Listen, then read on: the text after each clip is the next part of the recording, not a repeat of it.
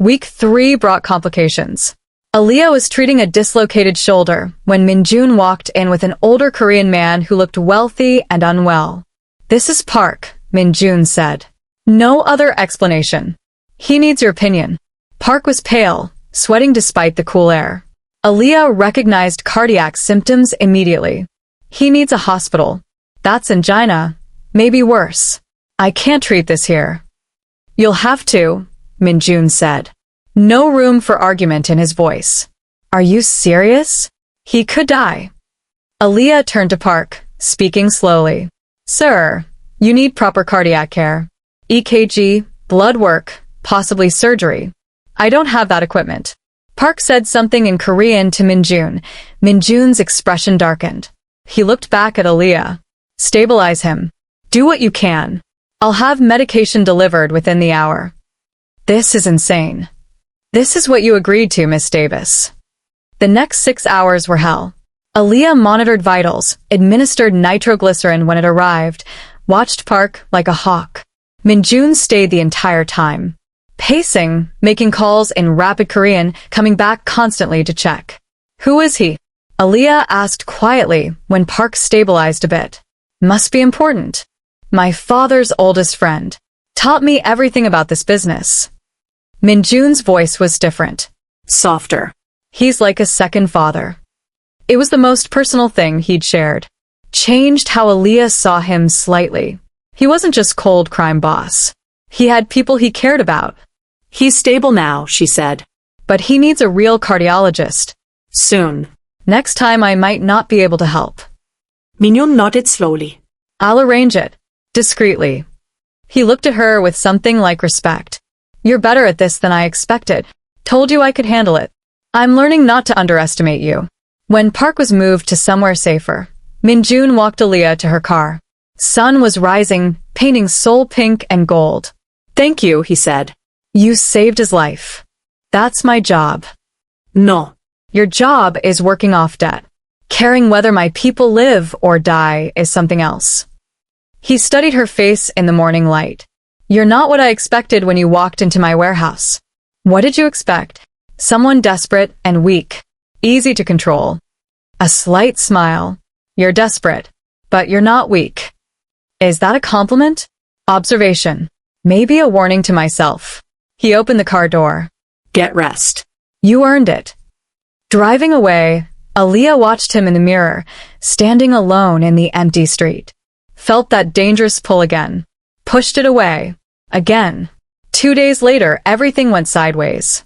Aaliyah was in her apartment, trying to video call her friend Sarah without revealing too much, when her door crashed open. 3 men in dark clothes stormed in. Before she could scream, a hand clamped over her mouth. "Don't fight," one said in accented English. "Come with us. No trouble, you don't get hurt." They weren't Min-jun's men. She could tell by their movements, their faces. These were enemies. Terror flooded through her as they dragged her down service stairs into a van. The warehouse they took her to smelled like rust and decay. They tied her to a chair. Aaliyah forced herself to breathe slowly, assess the situation like a medical emergency. "What do you want?" The leader had a scar across his cheek. He smiled. "We want Min-jun to know he's not untouchable. That we can take what's his." "I'm not his. I just work for him." "You're the American nurse. The one he protects, visits personally. You're important to him. Makes you valuable to us." They left her alone with guards at the door. Aaliyah's mind raced. How long before Min-jun noticed?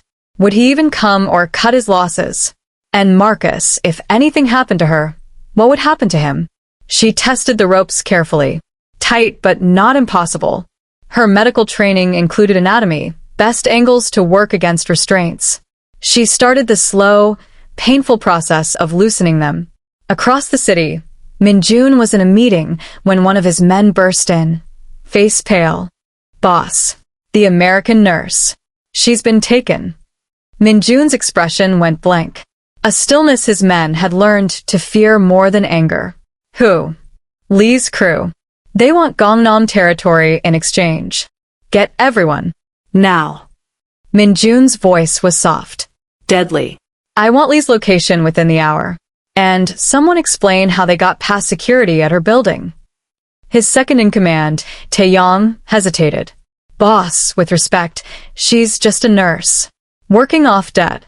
Worth starting a war with Lee. Min-jun turned slowly. That nurse has saved 15 of our people in 3 weeks. She stabilized Park when he could have died. She's under my protection. Lee just declared war by taking her. So yes, Taeyong, she's worth it. Now find her. The search was systematic. Min-jun's network spread through Seoul, calling in favors, threatening enemies, following threads until they found the warehouse. Back there, Aaliyah had loosened her ropes significantly when she heard gunfire outside. Shouts in Korean, fighting sounds, then silence. The door burst open. Min-jun walked in, gun in hand, blood on his white shirt. Their eyes met. Something electric passed between them. He rushed over, cutting her bonds with a knife. Are you hurt? His hands were on her face, her arms, checking for injuries with surprising gentleness. I'm fine. Scared but fine. Her voice shook despite trying to control it. You came. Of course I came. He pulled her to her feet. For a moment they stood too close, breathing hard, adrenaline and fear and relief creating charged atmosphere. Did they touch you? Hurt you? No, just scared me. Min-jun, the gunshots outside. What happened? Lee's men aren't a problem anymore. His voice was flat. Final. Can you walk? She nodded. He kept one hand on her arm, leaving the building. Outside, she saw bodies. Saw his men cleaning up with efficient brutality. She'd treated violence in the clinic, but seeing the aftermath like this made it sickeningly real. Don't look, Min-jun said softly, guiding her to his car. Just get in. The drive back was silent. Aaliyah's hands shook, reaction setting in. Min-jun noticed, reached over, and took one of her hands. His thumb rubbed circles on her palm. Surprisingly comforting. This is my fault, he said finally. Should have had better security. I underestimated how fast Lee would move. This is the life you lead. The life I agreed to be part of. Aaliyah looked at their joined hands. But I need to ask, would you have traded the territory for me? If you hadn't found me, if they demanded the exchange? He was quiet a long time. I don't make trades with people who take what's mine. But I would have found another way to get you back. Why? I'm just working off debt. I'm nobody to you. Min-jun pulled over suddenly, turned to face her. You stopped being nobody about 2 weeks ago, Aaliyah. I just didn't want to admit it. The use of her first name. The intensity in his eyes. Her heart started racing. This was more dangerous than kidnapping. We can't, she whispered. This is impossible. You're essentially my captor. Any feelings beyond that are just Stockholm Syndrome or something. Is that what you tell yourself when you look at me? When I catch you watching me in the clinic? He leaned closer. Because I tell myself the same lies. That you're just an asset. Means to an end. But then you do something brave or say something that makes me laugh, and the lies stop working. Drop a like if you're invested in this complicated situation between Aaliyah and Min-jun. Comment below whether you think feelings that develop under these circumstances can be real. Subscribe for the next batch because things are about to get messy, eh? This can't happen, Aaliyah said, but didn't move away. You're a criminal. You've probably killed people. You're holding my brother hostage. All true. And you're brave, intelligent, compassionate, completely unsuited for my world. Min-jun's voice was rough. But I stopped thinking rationally about you the day you stood up to me in the clinic and told me I was wrong. When did I do that? Week 1. The kid with the gunshot wound. You said I should let him go to the hospital, that keeping him here would kill him. You looked me in the eye and called me a fool if I let him die for pride. Aaliyah remembered. The boy was 17, caught in crossfire. She'd been terrified Min-jun would punish her for speaking out. But he'd let the boy go. She'd thought it was pragmatism. You let him go. Because you were right. And because I realized you actually gave a damn about people, even people in my world, who probably didn't deserve it. His hand still held hers. That's rare, Aaliyah. In my life, that's precious. She didn't know what to say. Even if this is real, even if we both feel something, where could it go? You live in violence and secrets. I believe in helping people, not hurting them. We're fundamentally incompatible. I know. He pulled back, released her hand. The loss of contact felt physical, which is why this conversation ends here. I'll arrange better security. You'll finish your year, your brother goes free, you go back to New York and forget all this. All of me. Is that what you want? What I want doesn't matter. What's right matters. He started the car. I'll take you home. The rest of the drive was silent. Different kind of silence than before. Charged with everything unsaid, everything they both wanted but couldn't have. At her apartment, Min-jun checked the new security measures personally. Guards outside are mine. The best. Nobody gets past them. You're safe here. Thank you. For everything. For coming for me. He nodded, turning to leave. Aaliyah grabbed his arm. Min-jun, wait. My brother. Can I see him? Please? I need to know he's really okay. After today, after almost dying, I need that. Min-jun studied her for a long moment. Some internal debate. Finally, he nodded. Tomorrow. I'll arrange it. 1 hour, supervised. But Aaliyah, he can't know where you're living or what you're doing. For his safety and yours. I understand. Thank you. He left. Aaliyah stood in her doorway, watching him go, emotions tangled. She was falling for him. Despite everything, despite the impossibility, she was falling for the man who held her life in his hands. And from the look in his eyes, he was falling too, which made everything more complicated, more dangerous. The next afternoon, Min-jun's driver took her to a modest house in a quiet neighborhood. Her heart pounded as they led her inside. Marcus was in the living room, thinner than she remembered, but otherwise okay. The moment he saw her, he jumped up, tears streaming. Aaliyah. They collided in a hug, both crying. One of Min-jun's guards watched from the doorway, keeping respectful distance. Are you okay? Did they hurt you? Marcus pulled back to look at her. This is all my fault. I was so stupid. The gambling, the loans, I thought I could win it back. Instead, I dragged you into this nightmare. Alla fine. We're going to get through this. Aaliyah wiped tears. Both of us. They sat. Marcus told her everything. How he'd started gambling small amounts. How it spiraled. How the debt ballooned until he was terrified for his life. When I heard you'd come to Seoul, that you'd made a deal with Min-jun, I wanted to die. You shouldn't be here. You shouldn't be paying for my mistakes. You're my brother. What else was I supposed to do? Aaliyah held his hands. But Marcus, you need to promise me something. When this is over, you get help. Real help. For the gambling addiction. He nodded, shame and gratitude on his face. I promise. I swear I'll never touch a card again. This has been hell, Aaliyah. Living in hiding, knowing you're working for him, because of me. I hear things. The guards talk. They say Min-jun is obsessed with you. Aaliyah's heart skipped. What do you mean? They say he visits the clinic more than he needs to. Asks about you constantly. That he went crazy when you were kidnapped, like it was personal. Marcus looked at her intently. Is there something happening between you and him? No. I mean, it's complicated. He's not what I expected. He's dangerous and ruthless, but he's also smart and sometimes almost kind. And I think... She hesitated. I think there's something between us, but it can't go anywhere. It's impossible. Be careful. Men like Min-jun don't love like normal people. Their world is too dark for that. I know. Believe me, I know. The hour passed too fast. When the guard indicated time was up, Aaliyah hugged Marcus again. Stay strong. 10 more months and we're both free. 10 more months. I love you. I love you too. Driving back, Aaliyah felt emotionally drained but lighter. Seeing Marcus alive and relatively well lifted a weight. Min-jun was waiting at her apartment, standing by the window in his usual suit. He turned when she entered. How is he? Scared but okay. Thank you for letting me see him. Aaliyah set down her bag.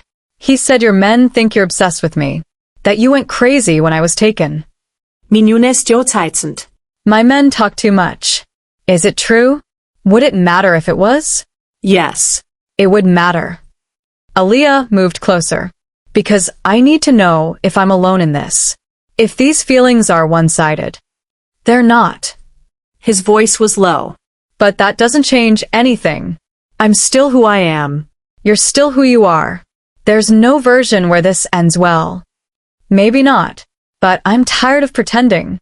She reached up, touched his face. Felt him tense. You came for me yesterday. Risked a war. That means something. It means I'm weak. It means you've become a liability. Or, it means you care about me. Is that so terrible? They stood there, tension so thick it was hard to breathe. Then Min-jun made a sound between a growl and a sigh, pulled her into his arms, his mouth crashing down on hers. The kiss was fierce, desperate, full of everything they'd been holding back. Aaliyah responded just as fiercely, fingers tangling in his hair, body pressing against his. It felt like falling and flying. When they broke apart, both breathing hard, Min-jun rested his forehead against hers. This is a mistake. Probably the biggest one I've ever made.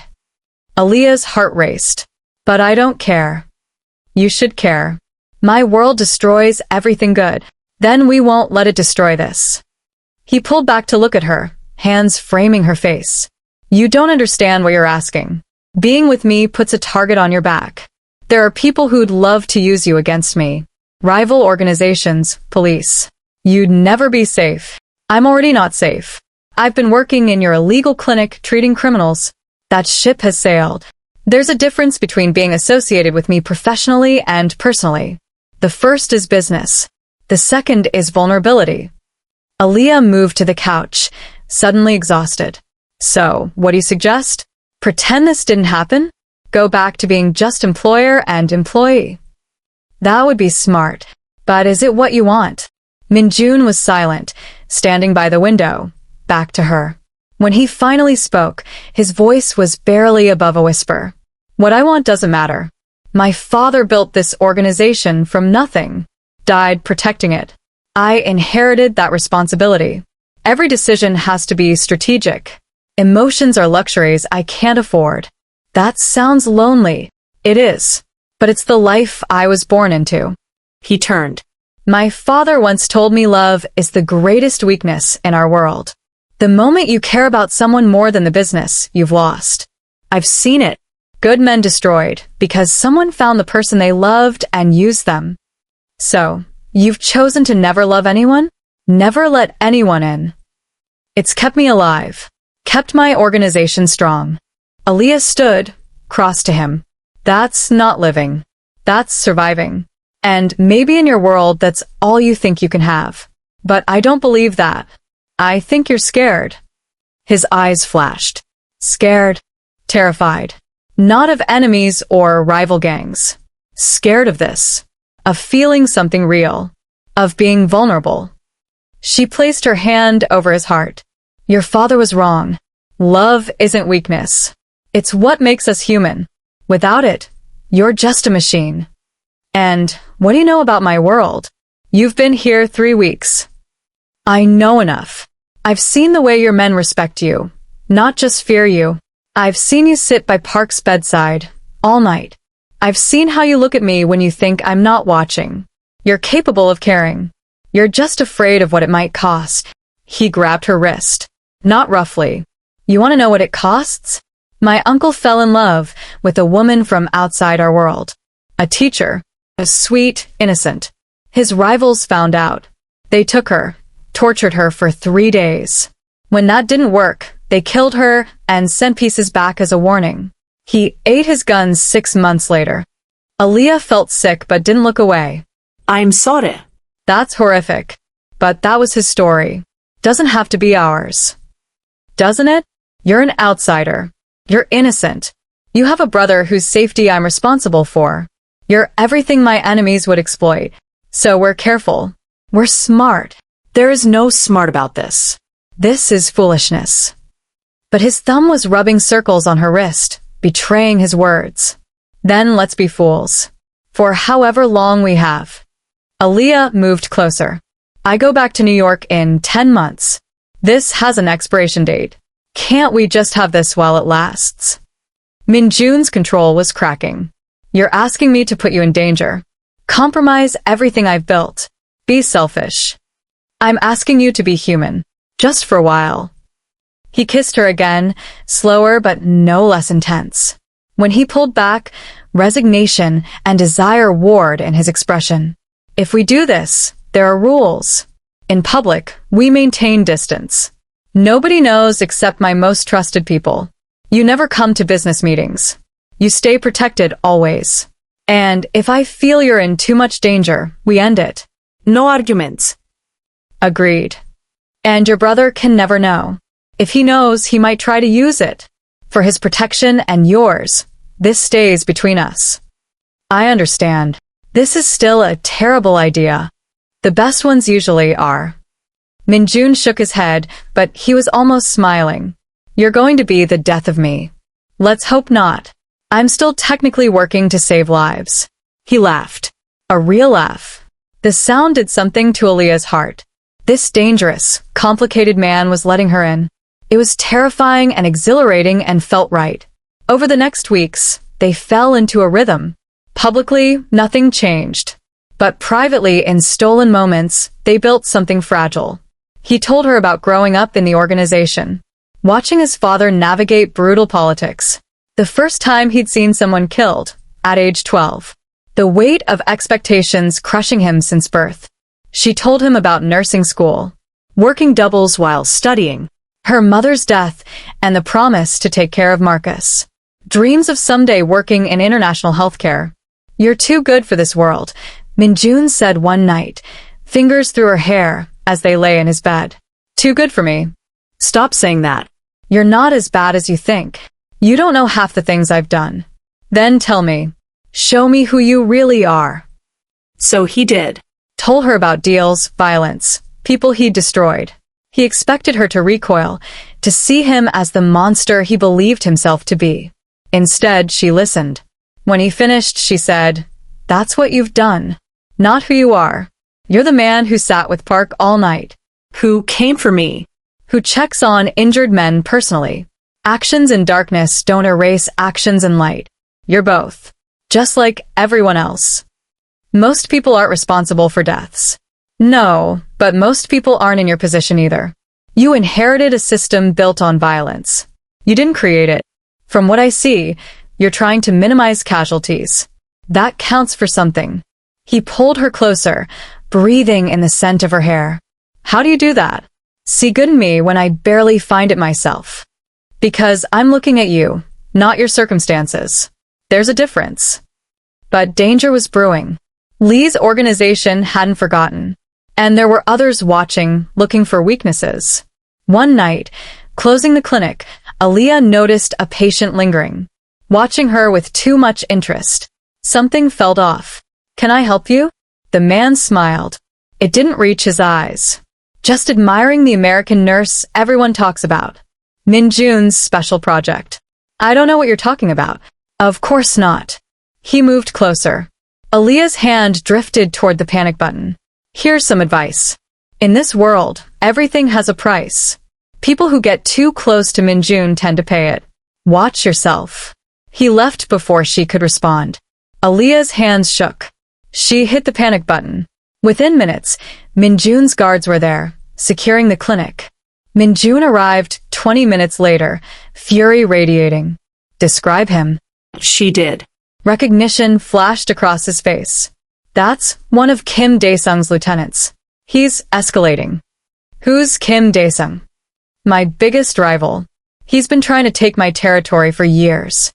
Min-jun pulled her into his office. "This is what I was afraid of. You're on his radar.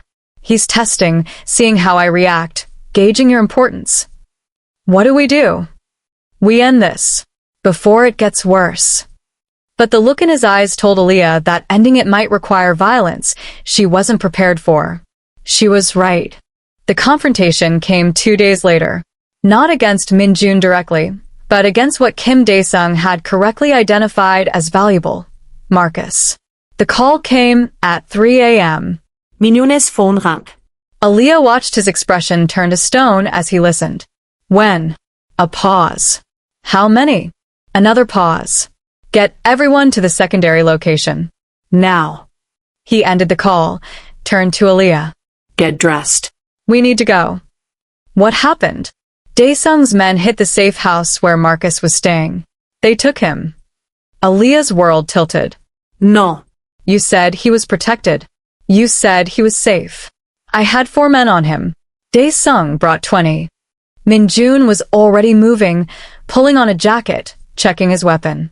They killed 2 of my men, wounded the others. This is a declaration of war. We have to get him back. We will. He grabbed her shoulders, forced her to focus. But I need you calm, smart. Daesung wants me to react emotionally, make mistakes. We're not giving him that. Within the hour, they were in Min-jun's headquarters.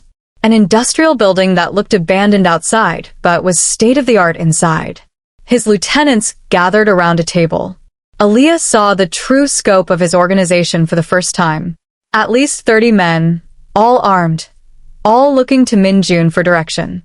Daesung sent a message. Taeyong reported. He wants Gangnam district, casino operations, and shipping contracts. In exchange, he returns Marcus Davis alive. No. Min-jun's voice was flat. We don't negotiate with him. Boss, with respect, the man's sister is standing right here. I know exactly where she is. Min-jun's eyes cut to Taeyong. And I know what I'm doing. Aaliyah, come here. She moved to his side, heart pounding. He turned to address his men, one arm around her waist. Protective and possessive.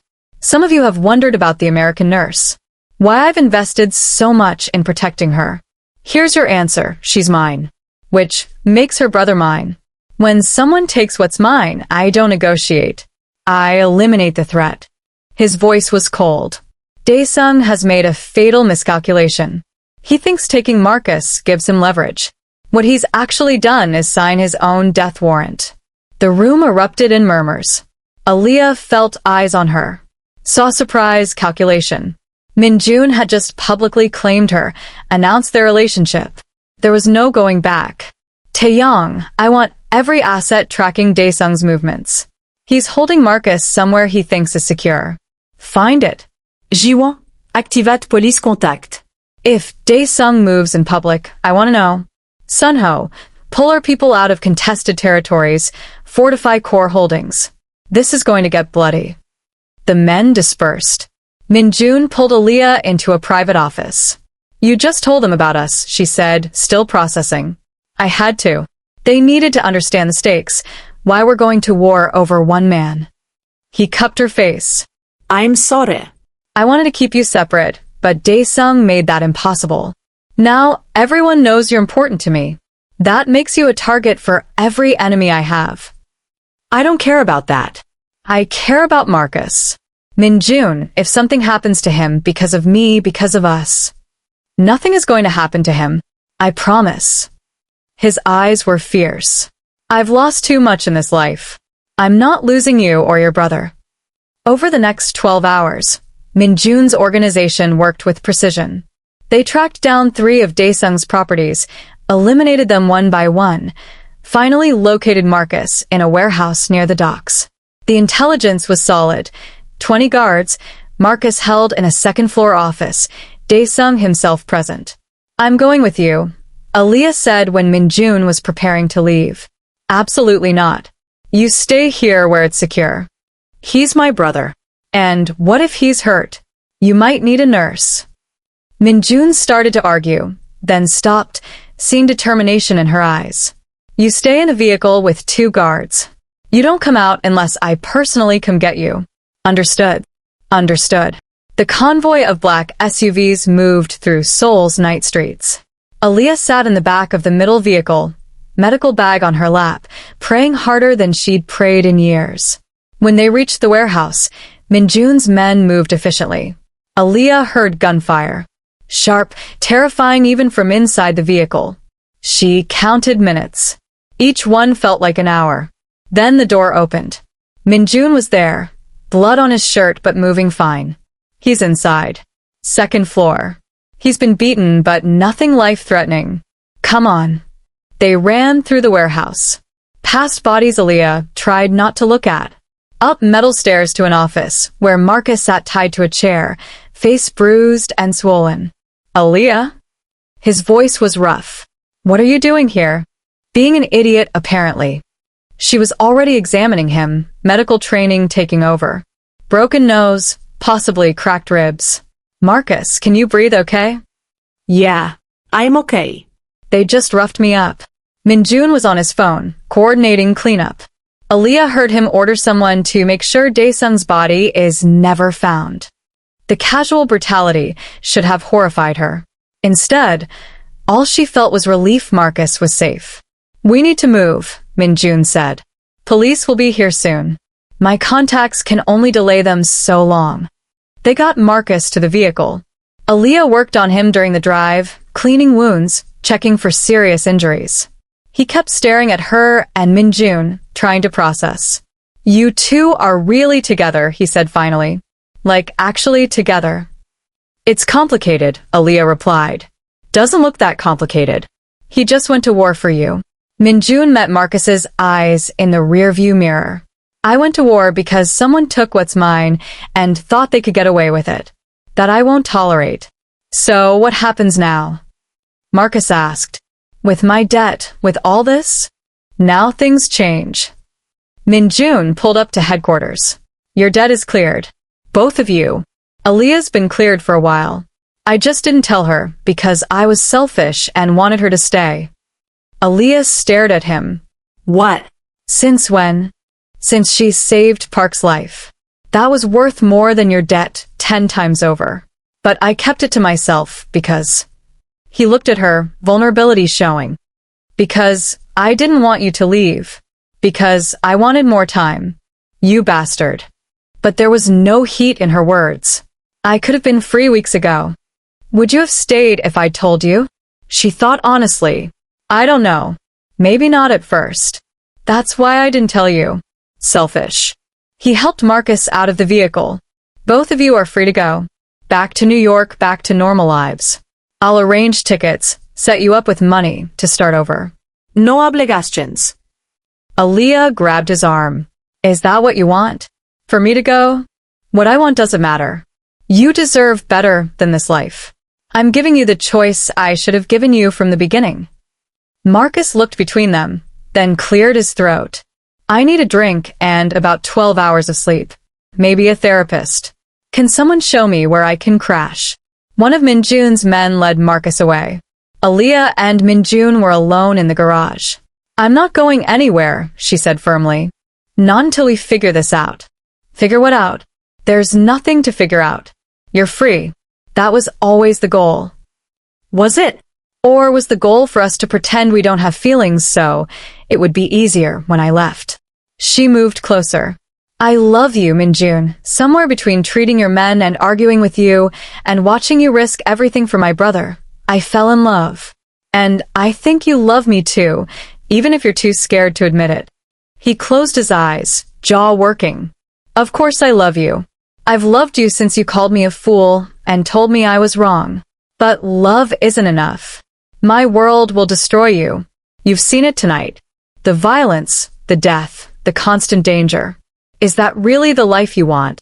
I want you. The life comes with you. You say that now. But what about 6 months from now? A year? When the excitement wears off and you're left with reality. When you can't practice nursing legitimately because of your association with me. When you have to lie to friends and family about what you really do. Then we figured out together. That's what people who love each other do. She took his face in her hands. I'm not naive. I know this won't be easy. But walking away from you would be the biggest mistake of my life. So stop trying to be noble and tell me what you want. I want you to stay. I want to wake up next to you every morning. I want to build something real, even if it's complicated and messy and probably doomed. His voice cracked. But I'm terrified. Terrified that loving you will get you killed. That I'll fail to protect you like my uncle failed. That I'll destroy the best thing that's ever happened to me. Or maybe, Aaliyah said softly, loving me will make you stronger. Give you something to fight for beyond territory and power. Maybe we'll both be better together. He kissed her then, deep and desperate, like a man accepting his fate. When they pulled apart, both were breathing hard. If you stay, there are conditions, he said. You go back to being a real nurse at a real hospital. I'll make sure your credentials transfer, set up a position somewhere legitimate. You keep the apartment with better security. And we're honest about us, at least with people who matter. No more hiding. What about your organization? Won't they see it as weakness? Let them try. Tonight proved I'll burn the world down for you. Anyone who thinks that's weakness is welcome to test me. You're kind of terrifying when you're protective. You have no idea. He smiled, transforming his face. Stay with me. Build this impossible life with me. It won't be perfect, but it'll be ours. Yes. On one condition. What? Marcus gets help. Real help for his gambling addiction. Professional therapy, support groups, whatever he needs. And he stays clean. If he gambles again, if he borrows money from anyone in your world, he's on his own. I can't keep rescuing him. Agreed. I'll set it up. Min-jun pulled her close. Welcome to the rest of your life. Hope you're ready for chaos. With you, always. 6 months later, things had changed in ways Aaliyah never expected. She worked at Seoul National University Hospital now. Legitimate position, respected colleagues, normal nursing work.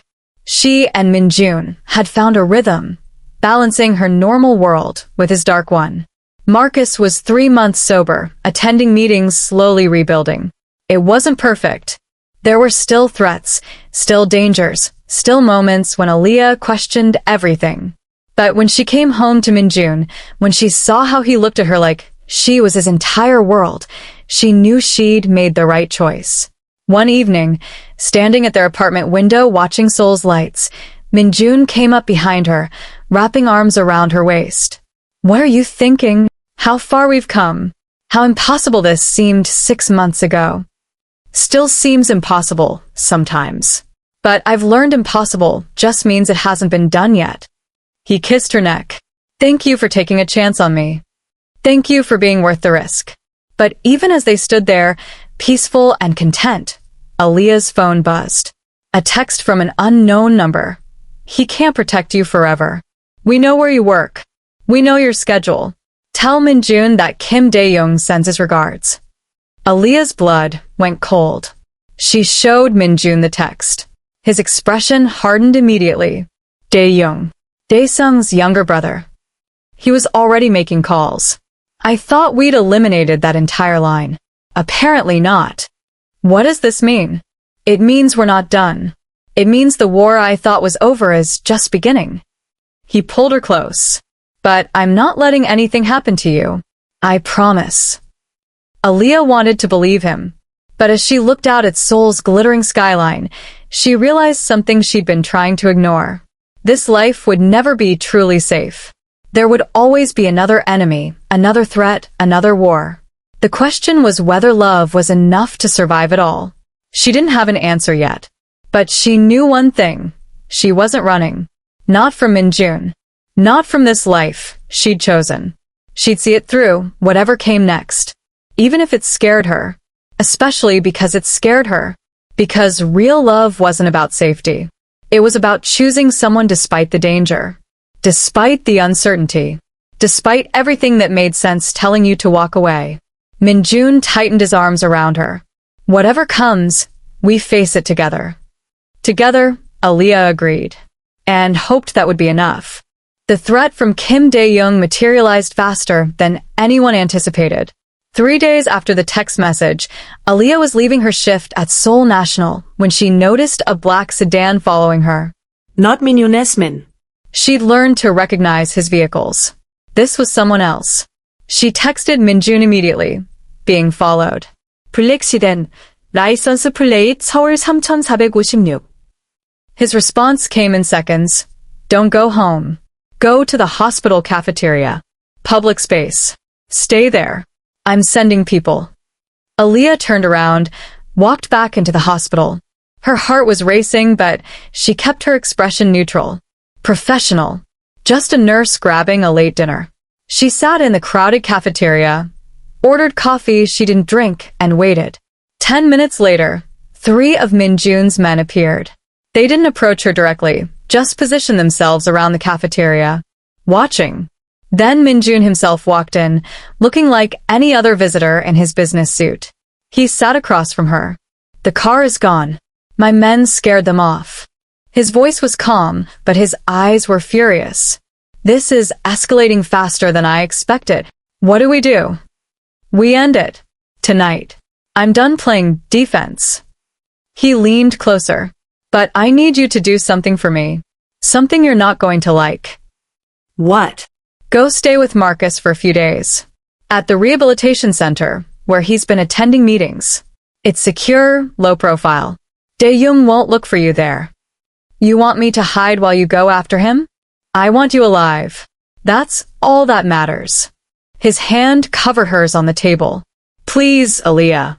Let me handle this without worrying about you being vulnerable. She wanted to argue, but she saw the fear beneath his anger. Real fear. Okay, but you come back to me. You hear me? You don't get to die being heroic. I don't plan to die at all. He almost smiled. I have too much to live for now. The rehabilitation center was in a quiet part of Seoul, disguised as a regular apartment building. Marcus was surprised when Aaliyah showed up with a bag. What's going on? Min-jun's handling some business. Asked me to stay here a few days. She tried to sound casual. Failed. Marcus studied her face. It's bad, isn't it? Whatever's happening. It's complicated. But he's handling it. You really love him. Not a question. A statement. Yeah, I really do. I still think you're crazy. But I get it. He's not what I expected either. Marcus sat beside her on the small couch. When they had me, before Min-jun's men rescued me, I heard Dae-sung talking. He was obsessed with taking Min-jun down. Said it wasn't even about territory anymore. It was personal. Pride. What else did you hear?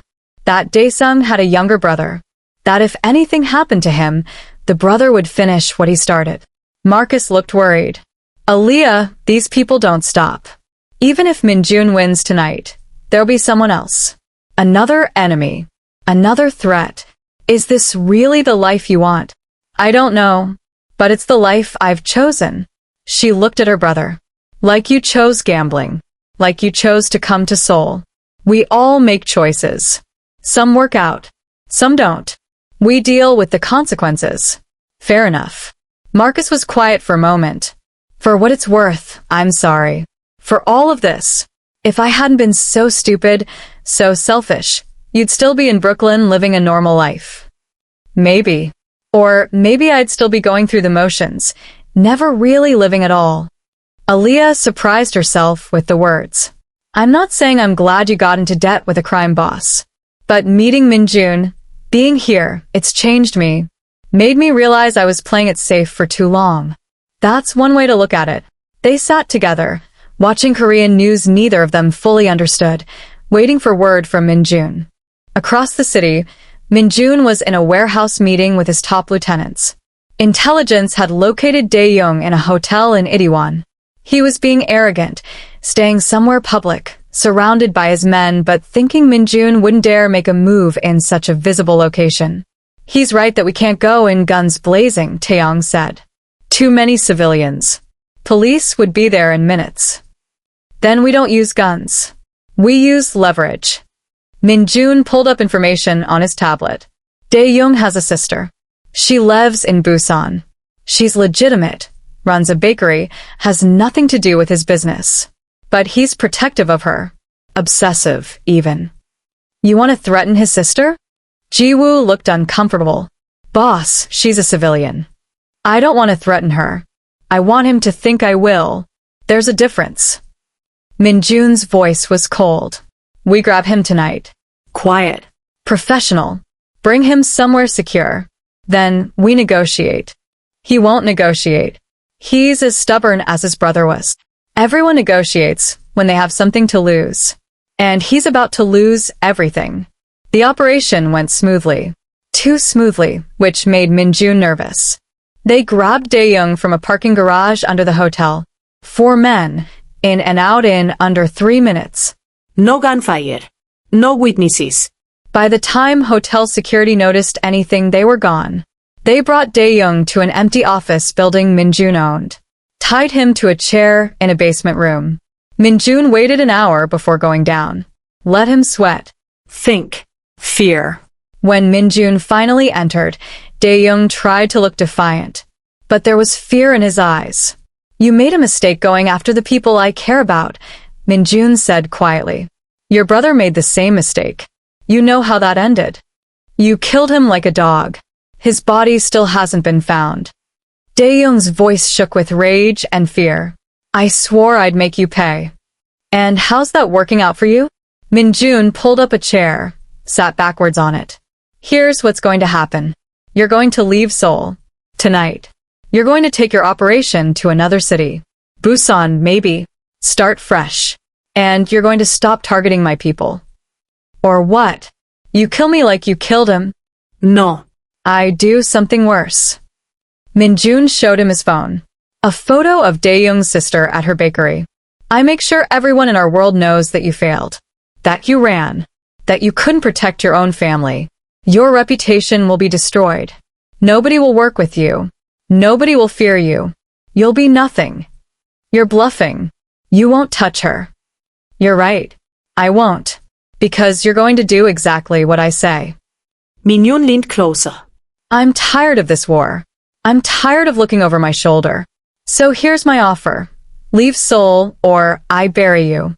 Not literally. That would be too kind. I bury your reputation, your business, everything you've built.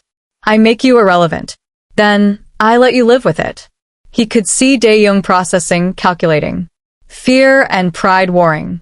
My men are already spreading word that you were captured. Min-jun continued. That you're begging for mercy. Every minute you sit here, your reputation gets weaker. But if you take my offer, you can spin it. Say you decided Seoul wasn't worth fighting for. That you're expanding to new territory. Save face. Survive. It took 20 minutes of back and forth.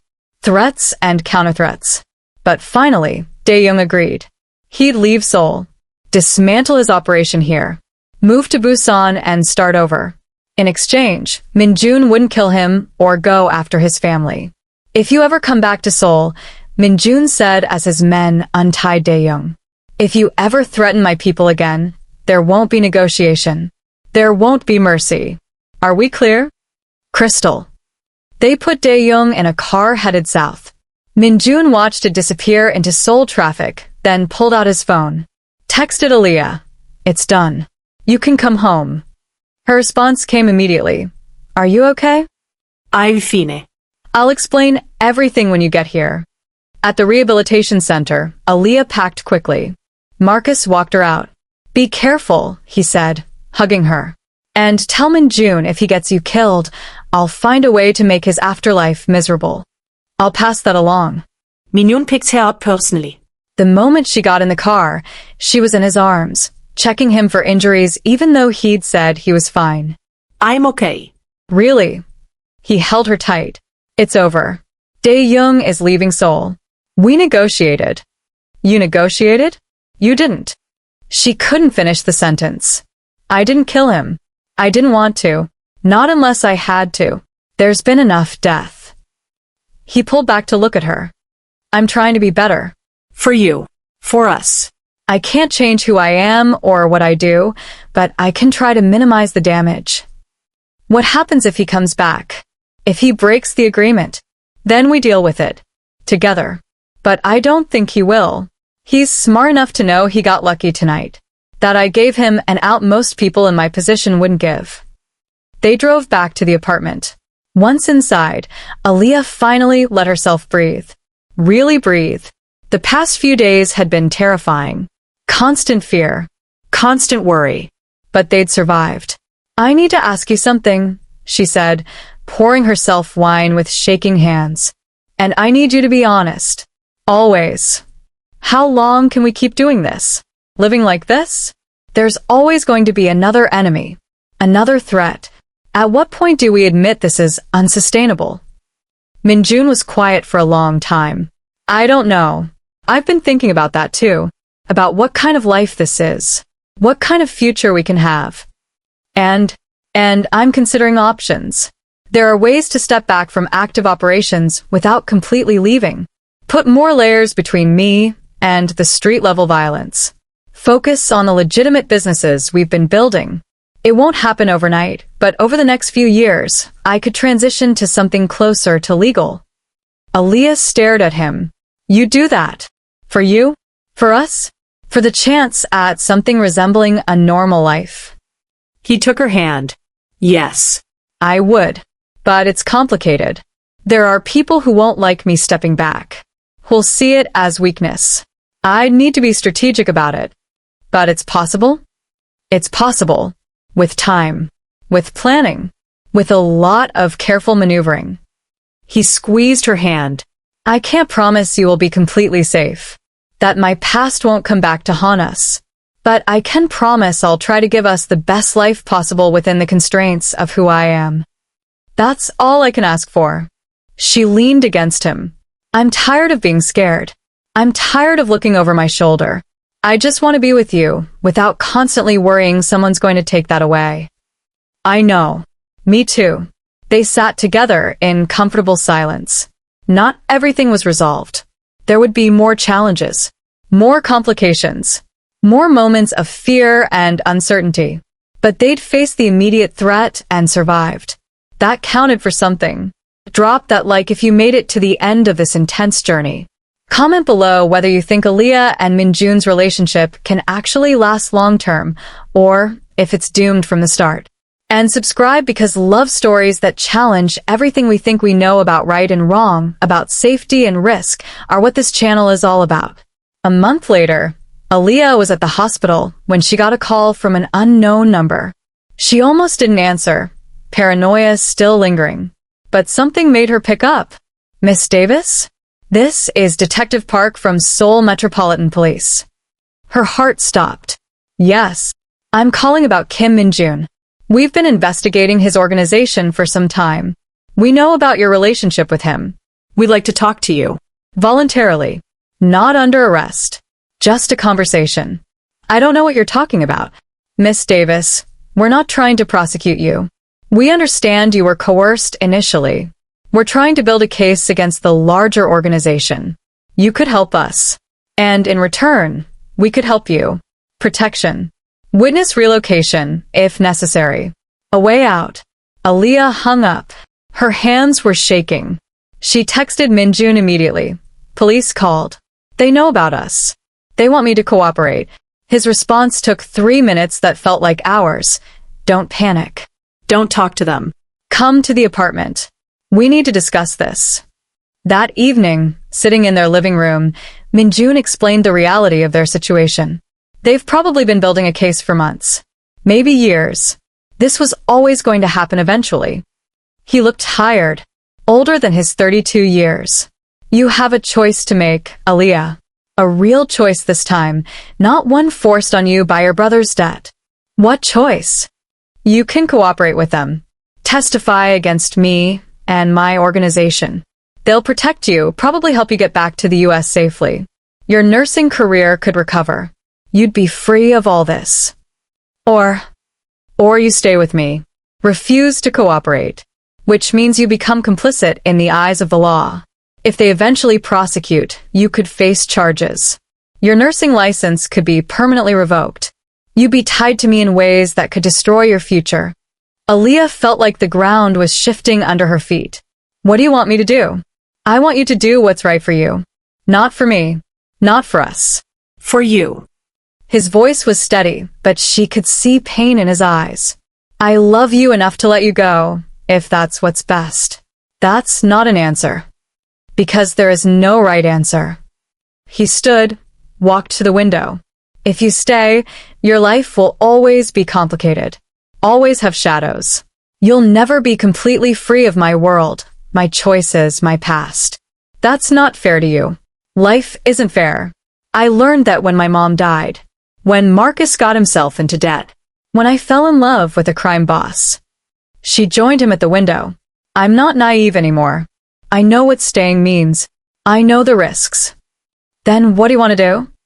Aaliyah took a deep breath, thought about Brooklyn, about the normal life she'd had, about the career she'd built, about everything she could still have if she walked away. Then she thought about Min-jun, about the way he looked at her, about the man beneath the criminal, about the life they'd started building together. I want to talk to a lawyer, she said finally. I want to understand exactly what my legal exposure is, what staying with you really means in practical terms. Then I'll decide. That's fair. I'll arrange it. And Min-jun? While I'm figuring this out, you need to be honest with me. About everything. No more secrets. No more hidden agendas. If I'm going to risk everything for this, I need to know exactly what I'm risking it for. Agreed. Complete honesty from now on. They spent the next week in difficult conversations. With lawyers. With each other. About the reality of their situation. The police had circumstantial evidence, but not enough for immediate prosecution. They were hoping Aaliyah would cooperate to strengthen their case. If she refused, they'd keep investigating, but it would be harder. The lawyer was blunt. If you stay with him and refuse to cooperate, you're making a choice. You won't be charged right now, but if his organization goes down eventually, you'll likely go down with it. Best case scenario, you're called as a hostile witness and face contempt charges for refusing to testify. Worst case, they find a way to charge you as an accessory. Your nursing career in the US is probably over either way once this becomes public. Aaliyah listened to all of it, weighed everything, and made her choice. I'm staying, she told Min-jun 3 days later. I'm not cooperating with the police. I'm not testifying against you. Whatever happens, we face it together. Are you sure? Really sure? Because once you refuse them, there's no going back. I'm sure. I'm terrified, but I'm sure. She took his hands. I love you. That's not conditional on convenience or safety. I'm choosing this life. Choosing you. Consequences and all. He pulled her close, and she felt him trembling. Relief, maybe. Or fear. Or both. I don't deserve you, he whispered. Probably not. But you're stuck with me anyway. They stood there, holding each other, two people who'd found something real in impossible circumstances. It wasn't a fairy tale. There was no guarantee of a happy ending. The police would keep investigating. There would be more complications. More difficult choices ahead. But they'd made their decision. They were in this together. For better or worse. For however long they had. And maybe that was enough. 6 months after that decision, things had stabilized into a new normal. Aaliyah still worked at the hospital, though she knew her colleagues whispered about her relationship with Min-jun. Marcus was a year sober, working as an English teacher again, carefully rebuilding his life. Min-jun had started the slow process of transitioning to more legitimate business, though it would take years to fully separate from his criminal operations. The police investigation continued, but without Aaliyah's cooperation, it had stalled. They'd eventually find another way forward or give up. For now, there was an uneasy détente. It wasn't perfect. There were still moments of fear. Still complications. Still a future that was uncertain at best. But standing in their apartment, watching Seoul's lights with Min-jun's arms around her, Aaliyah realized something important. She'd made her choice. Not the safe choice.